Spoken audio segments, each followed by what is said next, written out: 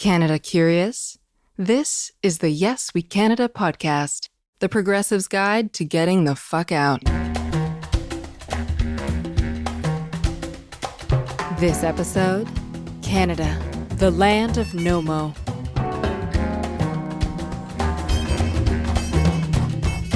Hi, I'm Matt Zimbel in Montreal, Canada. The land of Nomo. The land of no momentum. It's said that faced with an innovative idea, an American executive is afraid to say no, while a Canadian executive is afraid to say yes. Things happen here very, very slowly.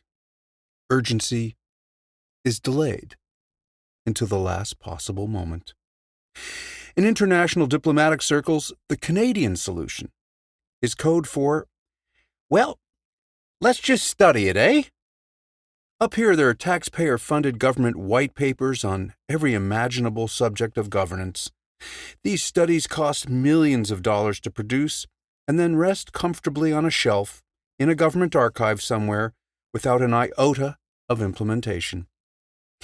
There's often very bold thinking in our country of Canada, but thinking ain't doing, and consensus on bold action is rare. After all is said and done, more will be said than done. The Canadian senator and former Judge Murray Sinclair calls it the platitudinal approach.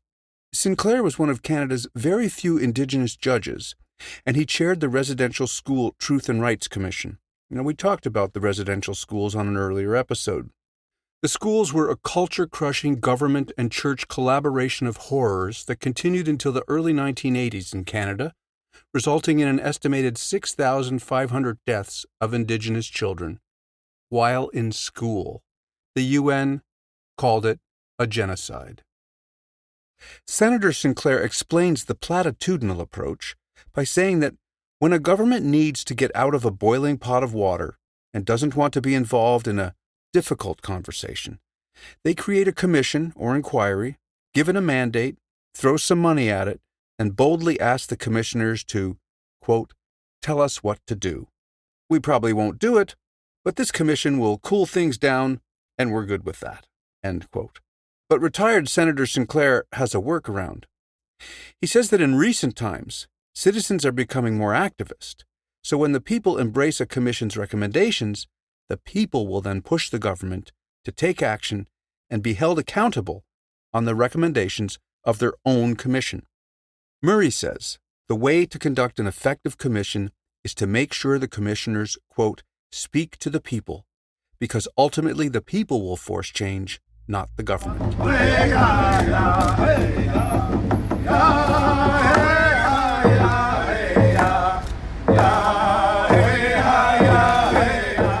You'll find the pace up here much more relaxed. It's said that in New York they need it yesterday, in LA they need it tomorrow, in Canada, first of next week would be fine if it's not too much trouble.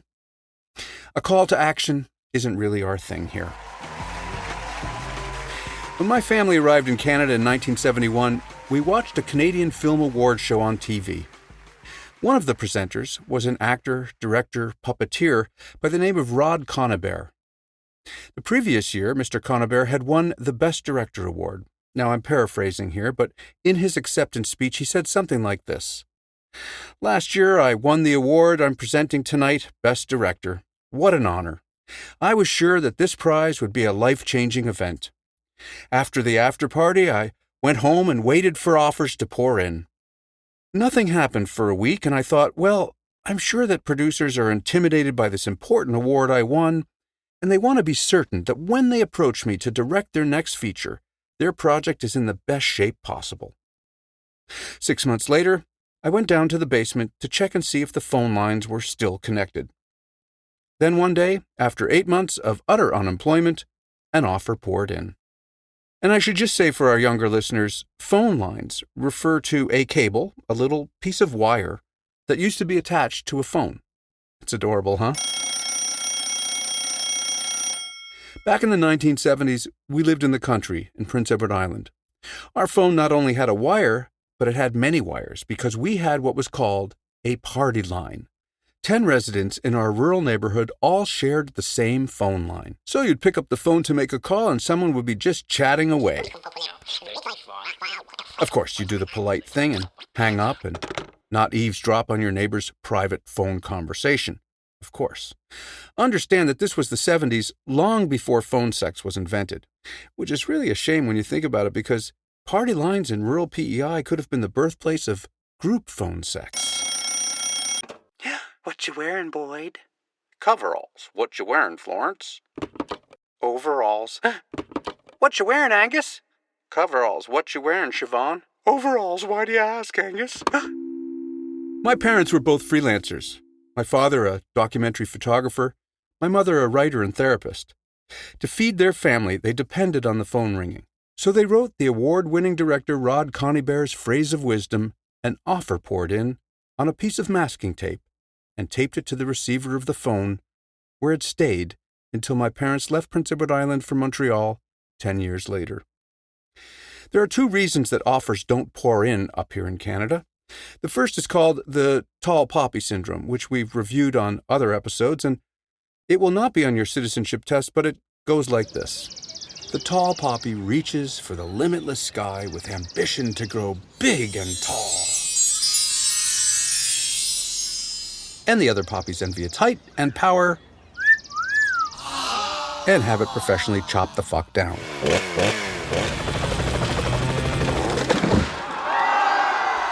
You see, up here the vibe is chill. Ambition is seen as American. Striving, well, that's just a direct line to the horror of all Canadian horrors, an inflated ego. The second problem in our lack of momentum is we just don't have enough people. Do you remember from our previous podcast how many people we have? Because for sure this is going to be on your citizenship test. I'll give you a hint. More folks than Australia, less folks than California. Say it quietly to yourself. 37 million. Yep. We're not allowed people. We do not do volume up here. The vibe is chill. And this is the key. We have a huge chunk of land, second largest country in the world by measurement of land mass, but we have just a smattering of folks. 37 point something or other million humble folk just sitting around Canadianing in the cold. And that's why we're a nation of Nomo, no momentum. We need more folks. We need a new immigration policy. We need a peppy new slogan. Immigrate to Canada. Bring a friend. Okay, granted, it's not nearly as sexy as give me your tired, your poor, your huddled masses yearning to breathe free, etc., blah, blah, blah. But in a pinch, immigrate to Canada, bring a friend will have to do. Now, when you move to Canada, you don't want to just live here. You want to be huge up here. You want to become an enormous Canadian success story. Why? Because you're an American. That's what you do. And I'm going to tell you how to do this. You will get tremendous attention, admiration, and lucrative funding by following this exceedingly simple rule. I can't believe I'm giving this shit away for free. I should be like all the rest of the Americans and become a motivational speaker telling my fellow Americans how they too can be great like me. Okay, not right now. Success awaits you in Canada by simply having Americans write and say nice things about you, give you awards, IPO you on Wall Street, whatever. That's it. If you're in the Globe and Mail, Canada's paper of record, meh, no biggie. If it's in the New York Times, well then that's a thing. Oh yeah. And if before you moved here, you pissed off everyone in your native land, then get the Brits to say nice things about you, because we love it when all people are lauded by others. No one gives a shit about your Canadian success, your Canadian sales, your Canadian inventions. You are only a winner, an innovator, a visionary, if someone in America or Britain says you are. That is exciting. It's the mid-afternoon of April 1993, and my band Manteca had just been booked to play the Playboy Jazz Festival at the prestigious Hollywood Bowl in Los Angeles. Matt Zimble. Hi, Mr. Zimble. My name is Sharon. I'm calling from the Hyatt Regency Hotel in Los Angeles. Congratulations on being booked to play the Playboy Jazz Festival at the Hollywood Bowl. I just want to let you know that we are the Rock and Roll Hotel in LA, and we'd love to have your group stay with us. Sharon, sorry, Sharon. I have another call. Can you hang on a second? Matt Zimble. Mr. Zimble? Speaking. My name is Tiffany. I'm calling from the Hilton in Los Angeles. That's really great news about the Hollywood Bowl. Wow, cool. We'd love for you to... Tiffany, sorry, could you just hold on a second? I have another call. Matt Zimble. Mr. Zimble, my name's Susan. I'm calling from the Sportsman Lodge Hotel in LA. Hi. Wow, Playboy Jazz Fest. Yeah. That's really fantastic news. Thanks. Awesome. Just want you to know that all the groups stay with us.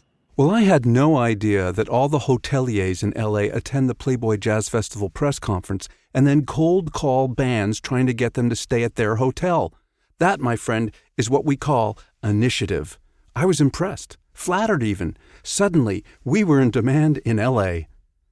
I always liked the underdog, so I thought I'd have a discussion with Susan at the Sportsman's Lodge. That one sounded the cheapest. She made her pitch. Last week we had Bruce Hornsby. Week before, the Yellow Jackets. Before then, Van Morrison's band was here, and we have a great pool. Michael Jackson's band is staying with us now. Free tour bus parking. We're right near the venue, and we won't walk you, I promise. Walk us?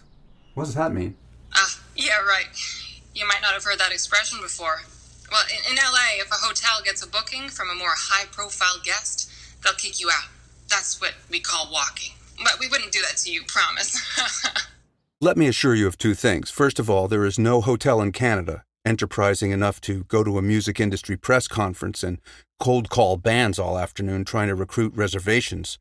And two, if Canadian hoteliers listened to this podcast and discovered this business-building trick, they would never walk you. Status is not that important up here, and it just wouldn't be polite.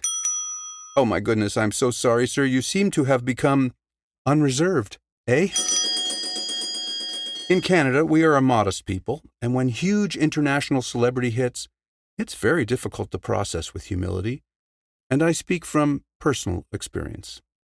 In 2017, somebody in the Ministry of Culture in Beijing made a horrible mistake. A documentary film that I made with my friend Jean-François Graton about my father, the famous photographer George Zimble, had played at the Shanghai International Film Festival in 2016. It had been warmly received, and the commie culture-crat thought that they would invite the film to play at the Beijing International Film Festival in 2017. Very much to my surprise, I was also invited to give a keynote speech.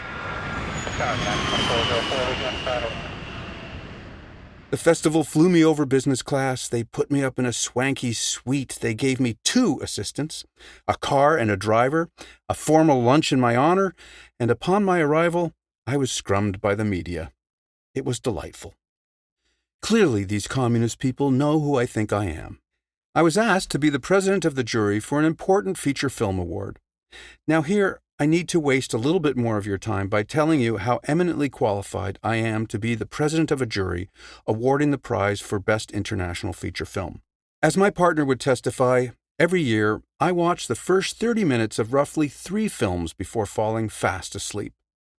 So if careful consideration of the feature that took you 7 years to finance, 6 months to shoot, and 2 years to edit is what you're looking for, I'm your guy. As long as the first 30 minutes rock, you're in good hands. On my first day in China, the heat in concrete Beijing was sweltering. As president of the jury, I was booked to screen the 5 nominated films starting at 7 a.m. because I guess commies like to get an early start. My assistants, and please do note the thrilling plural on that word, met me in the lobby of the hotel to guide me to my limo. In the cup holder, I found an ice-cold bottle of water glistening with little goblets in the heat. It looked delicious. The next day, as I left the hotel, I thought, well, I don't need to bring my water bottle with me. I'm huge in Beijing. They'll provide water for me in my limo. And then I get into the car, and God fucking damn it, there's the cup holder, but no bottle of water. Where is my fucking water? I quietly think to myself. And then, in a moment of Canadian calm, I realize, wow, dude, it only took you 24 hours to become an egocentric, self-centered asshole. No more media scrums for you, sir. They just go right to your head. Now, I'm afraid we're going to have to walk you. We've got listeners way more high profile than you who want to hear our cool theme.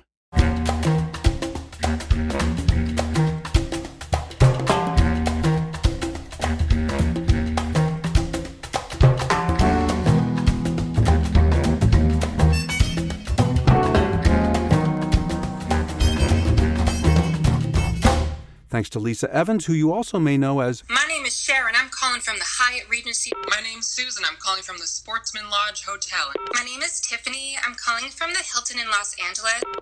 Thanks for listening to the independent podcast, Yes We Canada. Smash subscribe or like on your favorite platform. There's a new episode every Tuesday night. You can join the discussion on Twitter at Yes We Canada Pod. Thanks for listening. See you next week.